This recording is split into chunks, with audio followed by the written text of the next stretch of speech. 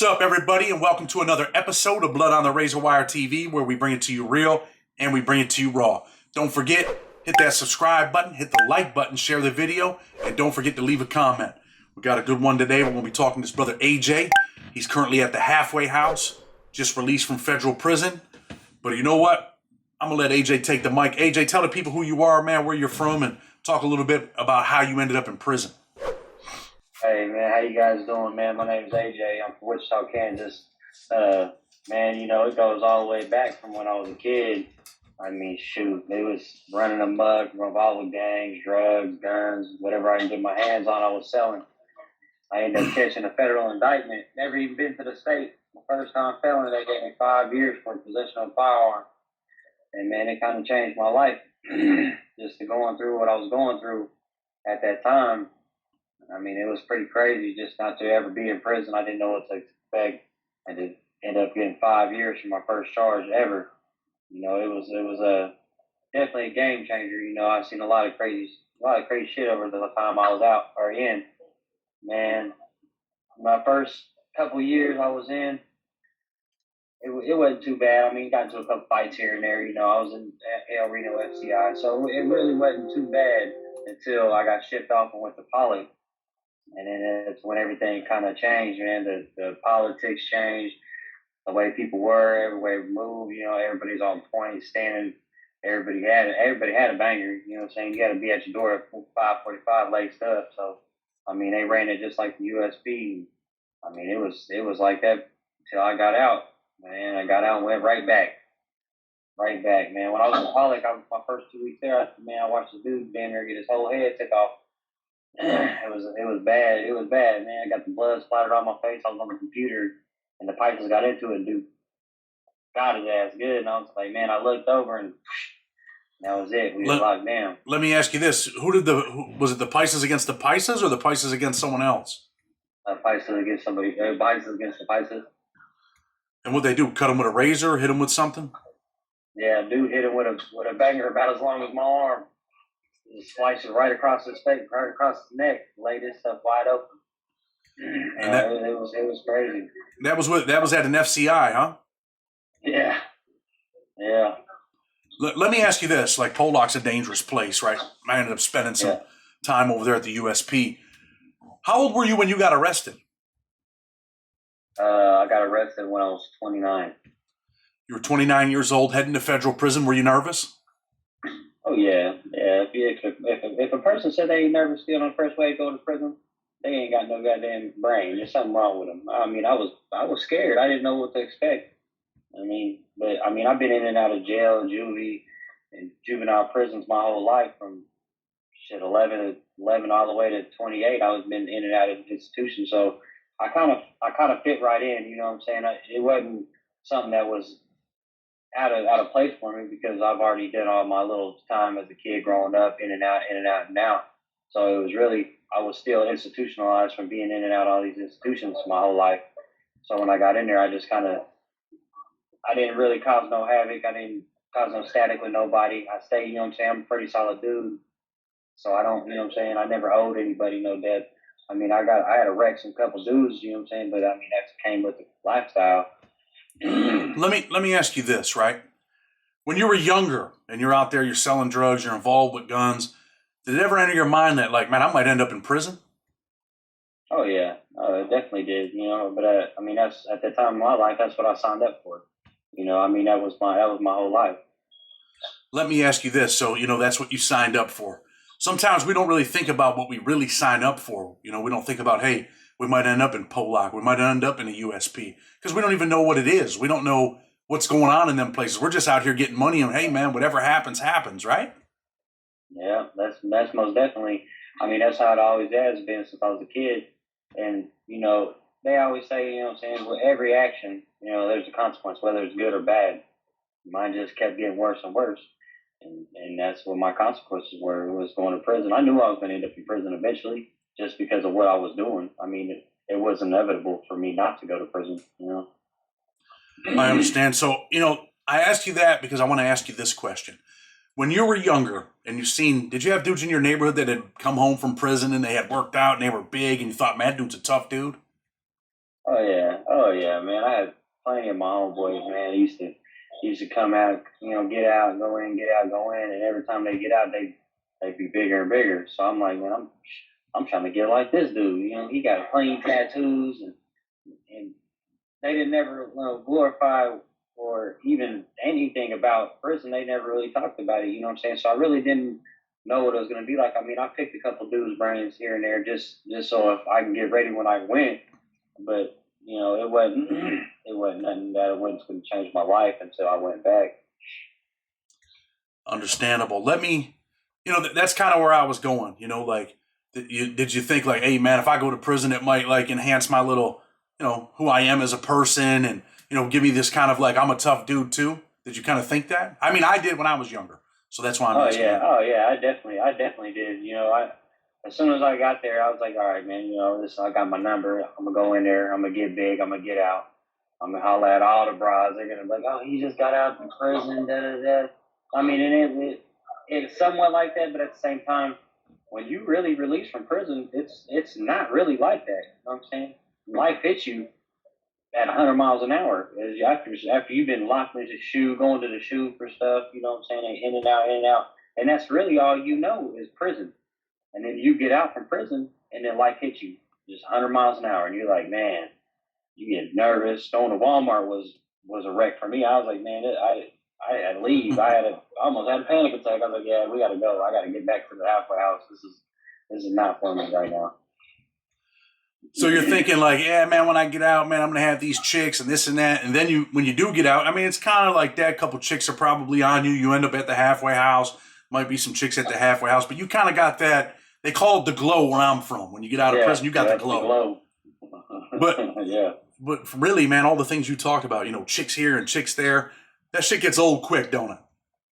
Oh yeah, it definitely gets old. I mean, at this point in time in my life, man, I'm just ready to settle down and hang out, and try to take care of my kids, be there for them, be there for who needs me the most, and you know what I'm saying.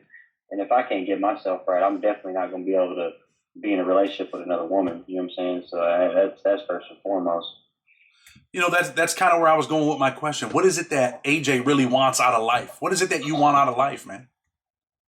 Man, this time around, man, I just finally want to settle down, man. And I got a pretty good job. I got my old job back. I'm a welder, so I mean, I had good money going before I even went back to prison. I had good money, so I mean, really, my life from here on out, what I really want out of life is just to be more ambitious in my career.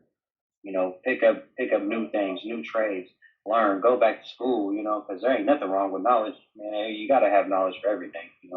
That'd be probably my main goal: settle down, buy a house, and get all my kids back. No doubt. So now let me take you back to this. You're in Pollock.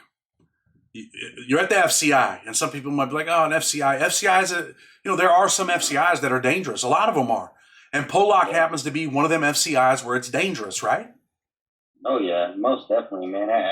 I mean, I knew it. You could feel it in the air. You could just feel the tension as soon as you walk out, and then especially when the cops at the front in the R&D tell you, look, this is your time. You need to either, if you want to walk out this, if you want to walk back to the shoe, or you want to check in, do it now. Because if you walk out there, you're not walking out. You know what I'm saying? You're not gonna walk back. You're gonna either get meta-flighted out, or they're gonna wheel you out, and it's not gonna be nothing nice. And I've seen it firsthand, and it's the shit goes down. It's brutal. I see that you're all blasted out with tattoos, man. Who'd you run with in there? I just ran with the independent whites from Wichita, Kansas. We had our own car, and in El Reno, we had a way bigger car. But when we went to Pollock, all the white dudes ran together because there wasn't that many of us there. So, I just ran independent white. Were you ever there? Were you there when the Paisas got into it with the white dudes? Because they had like a riot there with the white dudes and the Paisas at one time. I think I've already left because I got out in 2018, and I was already gone. Well, I heard about it though. So let me ask you this: it's a Paisa ran jail. Tell the people who the Paisas are. ISIS. Well, they're.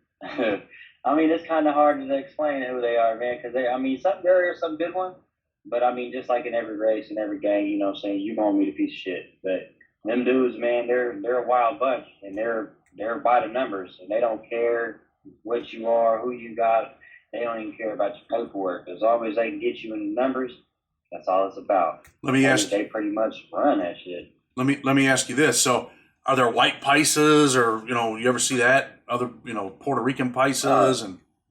Oh yeah, yeah, you definitely see that. You know what I'm saying? I mean, and then when a person sticks out, you know what I'm saying, especially if you're white and you're a paisa and you can't speak English and or you can't speak Spanish, and it's like yeah, that dude's fucked up or something, because they ain't no reason for him to be with them people. But I mean, at this point in my life, to each his own. You know what I'm saying? If you did what you did, you're gonna eventually suffer the consequences, whether it's from them if they find out, or somebody gets there.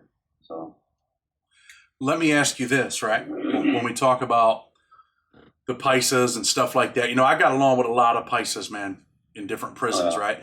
But like you said, when you get with any group, when you get numbers, some of them dudes are arrogant, like, hey man, whatever.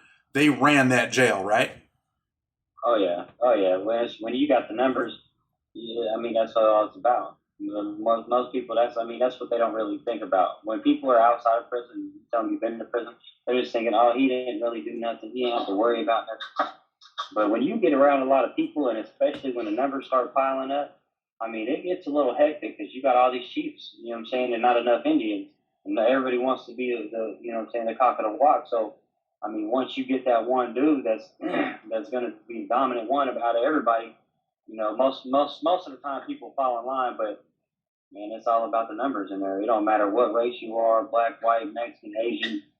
You got the numbers. Majority of the time, you're gonna be running it. That's how prison works. It's a dog eat dog world, right? Oh yeah, definitely that. It's definitely that all day long. All day. What's one of the worst? Let me ask you this: what is one of the worst things you've seen happen in federal prison? Well, when I went back in 2020, I went to Florence, FCI, and as soon as I got there, I watched a group of Sureños stomp on their own so bad that it smashed his head, blew his head up, like his head was damn near flat to the ground. His eye was hanging out of his socket, his jaw was, his whole right side of his face was smashing over here. His whole eye socket here, everything was smashed in. His whole skull was smashed in. He was missing half his ear. He had holes all over his face, neck, back, arms, legs, anywhere you used to hit him. And it was really bloody, man. We were locked out for almost like a month for that. So when you seen that happen, did you feel bad about it? Inside, were you like, damn, man? I mean, at this point in my life, man, I really, I know them dudes, man, usually Sureños have really good reason to do what they do. You know what I'm saying? They don't never just act on impulse, or, everything's called out and set out for a reason. So that dude, either he did something, or he was fucked up, or something wasn't right. You know what I'm saying? After I settled down, and when I got there, I actually became good friends with a couple of them dudes. And, they kind of explained to me what happened. I was like, oh, okay. So that's, some dude ended up being a rat and this, that, and another. And he was there for already 3 years, and they just found out about it because there was some state stuff that was in Colorado, and like one of the prisons out there in the state, where it caught wind to the people in the feds. And, one of the other guys got there, and there was a wrap from there. So let me ask you this. When it comes down, I understand what you're saying, but at that moment, did you think there was any compassion in you when you were like, damn, man? I've been there before, bro, where I've seen people and I'm just like, damn, man. Man, now that you say it and I think about it, when I finally seen, it was happening right next to me.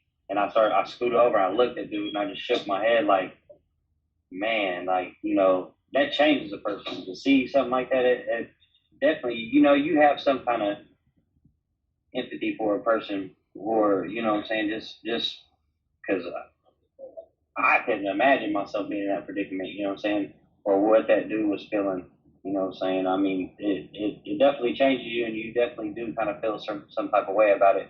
And it, it kind of messes with you a little bit. I feel you. Do you feel like you were desensitized to violence because of being in prison?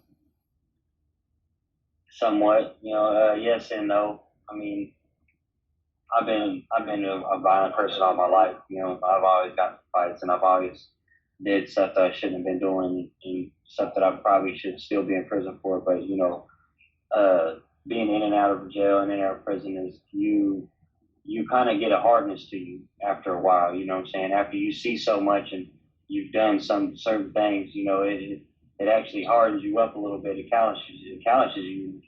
So sometimes you don't really have no empathy for another person or a compassion about who this person is or what he's doing or why he got stomped out. Some people don't even care. Like, I mean, at first I felt bad for the dude, but then when it all came out, and Kyle went around the unit, I was kind of like, he had it coming. I mean, yeah, because if it was one of my people, I mean, it would have been the same thing. And that's when really, I mean, all shit goes out the window. You're passionate about a person, you know what I'm saying? Because when the shoe's on the other foot and you got to put in that work, you know what I'm saying? You lose sight of everything that you were building up to yourself as a person, you know what I'm saying? Because some people try to go to prison and actually change their lives, you know what I'm saying? And that's what I was trying to do this time around. But I mean, when you're in prison, you got to deal with certain things. You got to do certain things in there. I feel you on that. So you talked about you were violent growing up or whatever, man, and we're not going to get into details about things like that, but Yeah. we'll talk a little bit about, what caused you to want to be violent, man? Did it just come with the territory? I mean, did you have something happen in your life where you were lashing out? I mean, yeah, for the most part, that's mainly what it was. My dad, when I was growing up, my dad had actually went to prison for murder, and he had 25 to life, chance of parole 15. It was the old law, and so I kind of wanted to walk in his shoes. You know what I'm saying? I wanted to be like he did, and just growing up, having that in the back of my mind, knowing my dad was, you know what I'm saying, he killed some people and went to prison for it. So I kind of had like, I want to be like my dad. And now as a father thinking about it, I'm like, man, I don't never want none of my kids to do anything that I did. But yeah, I mean, just going through life and hanging out with the people I was hanging with, you know what I'm saying? Just trying to be like my dad and trying to be like all my homeboys around me, all the dudes that are around me, you know what I'm saying? So I'm just trying to do like they were doing. And the more people I can whoop or whatever I could do to fit in, that's what I was gonna do. So that's me growing up. I understand. I ask you that stuff because there's some kids out there today probably are struggling, right? They're heading down the road that I was Yeah. on, the road that you were on. And maybe it relates back to them not having a father. Maybe it relates back to them maybe, idolizing their father. Maybe they're lashing out because their dad is in prison because they don't have a father figure. Do you feel like because you didn't have a father figure, maybe you were just lashing out? Oh yeah. I mean, now that I'm older and I look back at it, that's exactly what it was. I didn't feel wanted. My mom worked two jobs. Struggled to put a roof over our head and clothes on our back. You know what I'm saying? I had to resort to selling drugs to buy my first pair of Cortez Nikes. You know what I'm saying? So whatever she couldn't provide for me, I did on my own, just because I wanted to be like a person that I barely even knew because he was in prison. So yeah, I mean that was the main thing. Like not having a father figure or even a mother in your life that's been to prison or is in and out of prison, and that's what it kind of rubs off on you. I mean, some people are the benefit of the doubt, and some people don't do that. You know what I'm saying? And which is it's a good thing, man. Especially for the kids out there that's really watching this and can really take this in, man. Take this in and just know, like, life will be better. And it does get better. You just gotta want it. I hear you. You gotta want it. How many kids you got? I got 6 kids. I got 5 boys and 1 girl. 5 boys and 1 girl. So now it seems like you went, not exactly what your father did, but what we do is we continue that pattern. We continue that cycle, right? Your dad goes to prison, you go to prison. Now your kids are like, damn, man, where's my dad?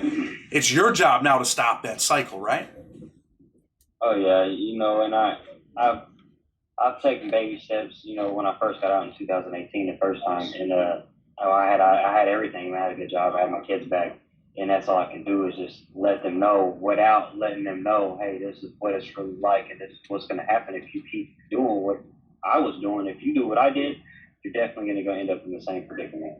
And just having kids that range anywhere from my oldest is 18 all the way, and I got an 11-year-old. So having kids that's older and younger, that's old enough to understand yes or no, yes or yes, and all that stuff. It just it sets with you different, especially when you're trying to get to them and get to them in a positive manner, just so they don't do nothing that you did. And I mean, it's still hard. It's still a struggle, especially when you don't even know your kids because you've been away for so long and you don't even know what they like. So you're trying to figure out things that you can do, or you guys can get along as as a whole unit. So that way, you know what I'm saying, your kids don't follow in your footsteps. And I'm still dealing with it to this day. I still got one of my older kids is getting in trouble, and then my youngest kid is constantly in and out, in and out, in and out, in and out, getting in trouble. So yeah, I'm dealing with it right now. You know. I hear you. So now, let me say this, right? Nobody's perfect, man. We all make mistakes, man. That's why people watch the show. They've been down, that dusty road, man. We're not like, what matters is that we're not stuck there, and I didn't really know about what it was like to be a father until recently. And it was at that moment, man, when I had two twins on December 15th. It was at that moment when I seen them, I was like, wow, man, like, I really feel like that changed my life. And I was back and forth on the fence, man. I'm not going to lie to you about, man, am I really ready to be a father, man? I just spent 18 years of my life in federal prison. I had some issues, in my past with my wife. And, when I went to prison, then I came home, we got remarried. But, I was back and forth, man. And it was a struggle. It wasn't easy. But, man, when them kids were born, man, it's like, man, I don't even want to work sometimes. I just want to hang out with them. And they can't even really hang out. Is that how you feel about your kids? Like you just want to hang out with them? Oh yeah, man.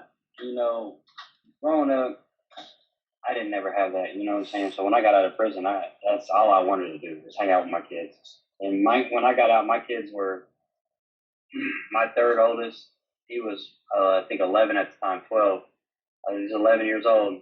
No, yeah. He was 11, and so my two older ones never wanted to hang out with me because they were teenagers. They were, and they were like trying to do teenage stuff. They wanted to do it, hang out with their friends. So when I called their mom, it's like, hey, come pick up the boys. Oh, they're not even home. They're with their buddies. So yeah, there were some days that I didn't even want to go to work because I just wanted to sit around with my kids. And it's something that I miss so much.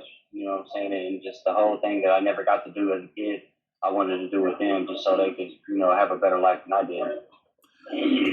Let's go back to prison. Let's go back to prison for a minute. While you were in prison, you're in a car. Was there ever a time when you had to go handle business or do something for the car? Oh yeah. I mean, it was always something. You know what I'm saying? It's always politics. There was a few times we had to DP a couple dudes. You know what I'm saying? Just because, what I'm saying? I mean, don't get it twisted, you know what I'm saying? Just because we're in prison, there's shit going on there. People are still drinking. People are still doing whatever. But, people can't handle their alcohol sometimes, and they say stuff to certain people that shouldn't be said, and we got to take care of it. You know what I'm saying? And if you're in a yard, there ain't that many of you, because right now in COVID lockdown, you know what I'm saying, you're stuck in a whole unit by yourself with all these dudes. So it's just like a county jail. So if there's only 5 of you dudes or 10 of you dudes, a couple of you can go, maybe more than one time. You know what I'm saying? But yeah, it definitely happens. Let's talk about drinking in prison, man, because I did a video on that and I said that's the number one way to die. That's, my experience in penitentiary. People get drunk, man. They talk shit. They end up getting killed. They do dumb shit when they're drunk. Talk about what it's like, because you said DP. People need to know that that's discipline in your own. Someone in your car does something disrespectful to another group, another race, to some of the homeboys, they get disciplined. What is a discipline? Talk about it. Discipline, I mean, it can go many different ways, depending on the person and what he has done. You can discipline him. Have him out there doing burpees, or you know what I'm saying, have him do certain things. Pretty much be grounded. You know what I'm saying? You can't drink, you can't smoke no more, you can't do this, you can't do that. Or you can go the other route if you don't think that'll work and you trying to get through and the dude's a knucklehead and the only way to get through him is with the knuckles. I mean, sometimes that's how it happens. Have you seen people viciously beat during disciplinaries? Honestly. Oh yeah, the last time I seen a dude get DP was really the dude before I DP'd somebody, man. Dude got beat so bad, and I actually felt bad for the dude because like he was my homeboy. He was actually my homeboy, you know what I'm saying? And he just couldn't handle his liquor. He ran his mouth to the wrong dude. And, you know what I'm saying? He said some shit he shouldn't have said, not knowing the dude's background or who he was or where he came from, and was just calling him all kinds of chomos and this, that, and another. And, you know what I'm saying? The dude didn't take lightly to it, and dude beat the shit out of him. And then he did the one-on-one with the dude, and then he went back. Then they went back and hit him with 2-on-1 for 23. Let me ask you this. You ever see a dude?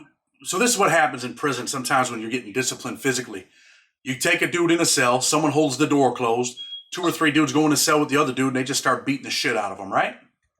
Oh yeah, yeah, and they definitely, you know, some people got anger problems. Some people, you know when to stop, but most of the time, it gets out of control. You know what I'm saying? People got a lot of built up aggression, and you know, even if it's taking it out on your own people, they end up doing it. You know what I'm saying? Not even because sometimes it's you lose sight and lose what you focus on.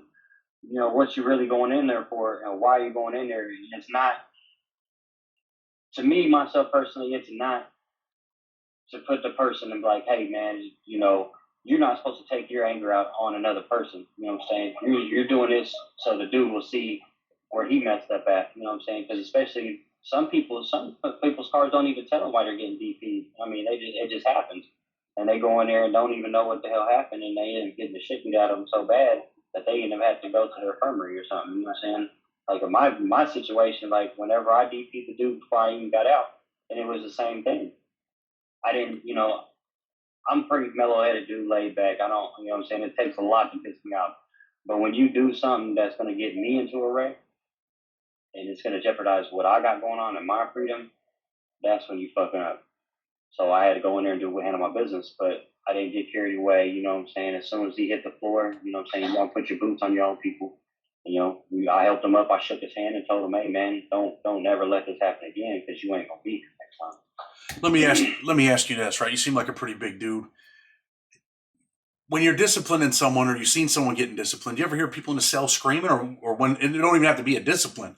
It could just be, yo, we're about to get this dude. You ever heard someone in prison scream for help?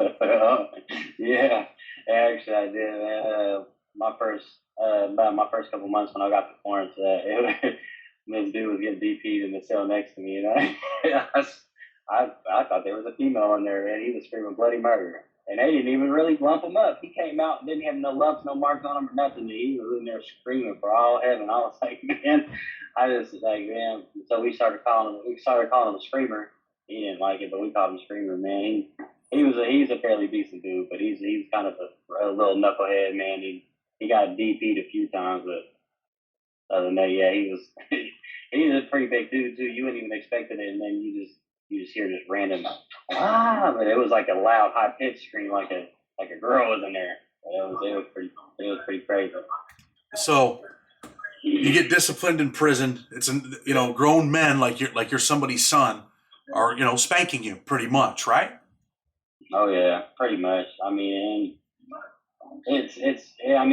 people will hear this, and when you tell them, like, somebody that don't know, you know what I'm saying, what we go through and what we've done in there and what goes on in prison, like, really, like, you tell a person this, or like I call them, you know what I'm saying, civilians. You tell a civilian this, and they're like, they just look at you like fucking batshit crazy. But I mean, that's pretty much like it is, especially if you're a speaker of the car. You know what I'm saying? You're like a babysitter to a bunch of grown ass dudes. How do you think it feels for a grown man to have another man beating on them because they did something wrong in prison? Isn't that humiliating to a certain extent? It has to be humiliating. You know what I'm saying? I've never had it done to me. I've never had DP. You know what I'm saying? Never got DP. You know, I pretty much mind my P's and Q's and I stayed out of the way. But when it was time to go, it was time to go. But yeah, I mean, it has to be humiliating. You know what I'm saying? You pretty much just like getting a spanking, you know what I'm saying, in prison by another dude, you know what I'm saying? And the dude might be younger than you, you know what I'm saying? The dude might be older than you, whatever it may be. But yeah, it has to be embarrassing, you know what I'm saying? Especially for that person to walk around the next day. And if you lumped him up pretty good, you got to walk around and you got to look like that, you know what I'm saying? Especially for guys, Especially for guys like Screamer, right? Yeah, oh yeah. But he didn't. He got lucky though, man. They sent some dudes in there. I don't know what the hell they were doing to him. They could have been spanking him for all I know, but he didn't even have no mark on him. He had one scratch under his eye, and that was it. I just shook my head like, man, that's crazy. Let me ask you this, right? You ended up violating, your post-supervised release. What was the violation for?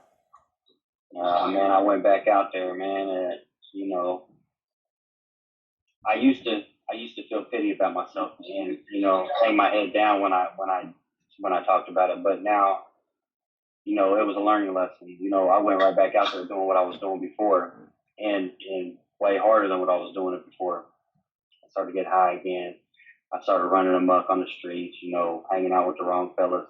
I mean, don't get me wrong, the fellas I was hanging out with, they're good dudes and all, but it's just not the type of people that I need to surround myself with, not at this point in time in my life, because I had a lot of things going for me.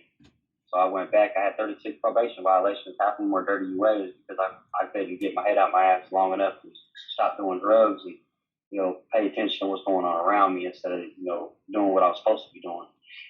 Addiction is serious, man. It's not, and it's sometimes, physically, you want to get high because you physically need it, right? Or else you're going to get sick. Yeah, I mean, I've seen it. I've known a lot of dudes that's addicted to heroin. So, watching what they went through, kind of strayed me away from wanting to do heroin, just for them being sick, seeing them how they were, and they look like damn near close to death when they don't get it. You know what I'm saying? And it's sad to see them like that, especially somebody that you care about. My drug of choice was meth and alcohol, so I never really went through no withdrawals or nothing. You know what I'm saying? Anything like that, but sometimes your addiction does get the hold of you, and especially once you start dipping and dabbing, so you're like, oh, I can just do a little more, and then a little more ends up, whatever you want to do, shoot it up or, snort it or however you want to do it. My way, I used to shoot it, so I used to, get out there a little bit, and it gets sickening to yourself, not just yourself, your family. Your family has to watch you go through this. Your family has to watch you suffer. Your family's watching you pretty much kill yourself, drain out everything, all the life that you had when a person would get out of prison, they were doing good work, and they watched that slowly leak out of their family's body. And it's saddening to, go through that and watch the hurt in their eyes. When you're high, you don't even care.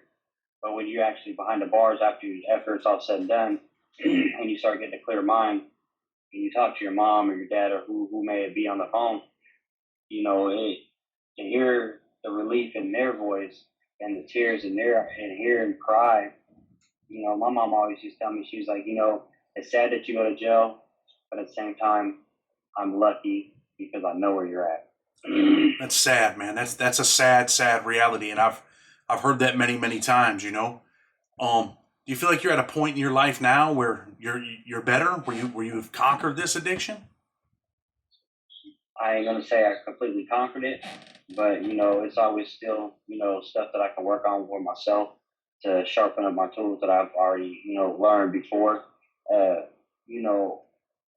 It's hard to say from an addict. You know what I'm saying? You can't. I've learned this. You can't promise that you're never gonna do drugs again. You know what I'm saying? Because something might trigger that. You know what I'm saying? If your significant other passed away, your mom passed away, some people don't have that willpower to stay strong enough to not get high. I finally figured out that if I ever want to achieve anything in life, if I ever want to be anything, or even want to be back in my kid's life to do anything positive, I can't get high. You know what I'm saying? If I want to keep my job, I can't get high, because it doesn't matter if you're a functioning addict. Eventually, it's gonna throw some kinks in your armor, and you know what I'm saying, and it's gonna mess something up. Then you're gonna fail. It always happens like that. There's not a forever drug dealer. There's not a forever gangbanger. Somebody somewhere will find that kink in your armor, and they will destroy you. And that's definitely what drugs do. So I've definitely learned some things in being in prison and hanging around different people this time, and it's set different with me this time getting out. Seeing how much I lost again. And the only person that's willing to even talk to me is my mom, and it hurts. Like, it hurts bad, but I have to get up every day. I still got to go to work. I still got to put my pants on, just like everybody else, one leg at a time.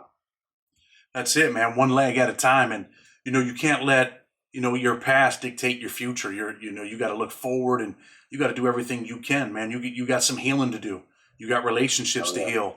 And you know what? You come across as a pretty good dude, man. I think that you're going to do it. I believe in you. Do you believe in yourself? Oh yeah, I definitely have faith in myself. If my mom's really religious. You know what I'm saying? And she always has me praying. She asks me to pray every time. So when my mama asks me to do something, I usually do it when I'm clean and sober. So when she tells me, "Hey, I want you to pray for faith, strength, and the willpower to keep pushing and keep doing what you're doing," because when I'm not on drugs, this is who I am. I'm a pretty laid back person. I'm talkative. I like to try new things. I like to meet new people. When I'm on drugs, I don't want to meet nobody. I don't want to talk to nobody. And I'm definitely not going to church. You know what I'm saying? And, that's how my mom ever said this last time when I went in. She's like, "I just want to get out. I want you to get out, and I want you to be the best you can be. And don't worry about anything else." She's like, "You need to worry about focus on yourself, focus on the Lord, and keep doing what you're doing." As soon as I lose sight of stuff like that, it just goes all downhill. So this time around, it's definitely different. You know what I'm saying? I haven't accepted the people that I usually accept on Facebook. I don't even talk to half the people that I even accept on Facebook, let alone go to reach out to somebody I used to hang out with or that I know that's doing running the streets, you know what I'm saying, doing what they do. So now it's time for a change, you know what I'm saying? Change is scary, but I mean it's always for the better. But you got a whole bunch of good reasons to do it, man. All them kids, man. Oh yeah, man. Them kids are my world, man. And if I would open my eyes before and caught myself, I could have pulled myself in before it was too late. But I lost control, and now you know what I'm saying, I'm suffering the consequences from it. You know what I'm saying? I don't get to see my three youngest. My sister, I stay with my sister, and she's had them for a long time. Yeah. And she's like, learn to love yourself. I want to see you take the steps instead of talking about taking the steps. So, I got a lot of proving to do to my sister, to my brother-in-law, to her kids, my kids. My two oldest ones, they talk to me. They're 17 and 18. So, you know what I'm saying? They call me all the time. Look, man, it's your job to show and prove now. And you know what, man? I think you want it. I can see it. I've been trying to help this kid that's, he's a 24, 25 now, addicted, man. He's living in abandoned houses at times. I've given him jobs. He stole some things from me. And you know what, man? I just like the kid, man, and I feel bad for him, and I keep pushing for him. But change has to come from within. You got to really, really want it, and it's not easy. Addiction's not an easy thing, but you got to keep pushing. I watched my father go through it, man, and he left when I was a little kid, and then we connected again when I was like 11 or 12. And dude, he would take the Nintendo and go sell it, and sell the games, and it was outrageous, man. And I never really understood, like, man, why is my father doing this? But when I got older, I was able to see, man, that the addiction, man, that he was sick, that he had some issues, man, that, he needed help and he needed to believe in himself. And unfortunately, man, it didn't end well, man. He passed away, and he passed away addicted to drugs. But definitely, man, stay focused. If you need someone to reach out to, and there's one of them days where you're like, damn, man, reach out to me, bro, because I'm willing to talk to you, man. I mean that. Email me. You got my phone number. I'm willing to do that. That's good too, man. That's awesome too, man. Because it's hard out here sometimes. You know what I'm saying? Especially when you're changing and you're changing lives and you're trying to go back to doing what you're doing. You don't want to do that no more. Because most of the people, what I'm saying, get out here and they're like hermit crabs and they just want to stay in their shell and don't reach out to people. And if my advice to anybody out there, reach out. Don't be scared to ask for help. Don't be scared to, go talk to your probation officer. Everybody thinks that your probation officer really trying to lock you up. They're not there to lock you up. They're there to help you first. They want to see you succeed. They don't want to see you back in prison. I mean, it has to come from you. If you really want it that bad, you're gonna do anything possible to stay clean, stay away from people that you don't want to be around, and live a better life. It's not. And nobody ever said it was easy. It's not. But hard work pays off. I feel like we're a different class of people, man. People that have been in prison, people that have suffered, the consequences of incarceration. And sometimes we're all we got, man. We got to stick together. And for real, man, I mean what I said. I say what I mean and mean what I say. if you need me, man, reach out, man. 'Cause, you know, I have no problem talking to you and trying to help you, man. Before we close the show, is there anything you want? You dropped a couple jewels tonight, but before we leave, is there anything you'd like to say, or what would you tell your younger self, man, when you were on the wrong path? Man, I tell my younger self, really, man, it's not worth it. That one drink, it's not worth it. That one puff of the cigarette, that one puff of the joint, it's not worth it. That line, the snort, it's not worth it. The drugs, the gang banging, the carrying guns, it's not even cool. People glorify what they see on music videos, and you know they want to see the big cars, they want to drive the big cars, they want to have the big stacks of cash. Some of them dudes ain't never even hit a prison in their life. Some of them dudes ain't never even seen a gun in their life until they got rich and famous. Some of them dudes ain't never even put in work on the street or are not even gang members. People glorify these things for some reason, and I don't understand why, you know, and I probably never will. But to my younger self, man, don't ever do that. Don't do it. It's not worth it. Life's way better when you're clean and sober and doing something for yourself and doing something for your family. I want to ask you one last thing before we go. Prison and living in the street, man, does it hurt? Oh, yeah. Yeah, it hurts. That hurts. You get separated from your family. You get separated from yourself, your true self, because you don't get to be your true self in prison. You don't get to be who you really want to be in prison. Because once you get to prison, that whole nice guy, you want to help people. Some people you can't help. Some people, there are people that reach out to you and help you. Some people will put you under their wing. And some people, at the same time, you know, are trying to take advantage of you just because they know you get money on the streets, or they know you from the streets, and they know you got money in your books, so they're going to try to approach in on what they can. Yeah, man, it sucks. It definitely sucks. No doubt. Listen, man, I'm going to close the show and just thank you for coming on. Thank you for, you know, giving your message and kind of like, you know, making yourself vulnerable a little bit tonight. But we appreciate you. I'm going to tell people, man, to share this video. I think it's a good message. And just tell them, man, Blood on the Razor Wire TV. Hit that subscribe button, hit the like button, share the video with respect. Until tomorrow, we're out.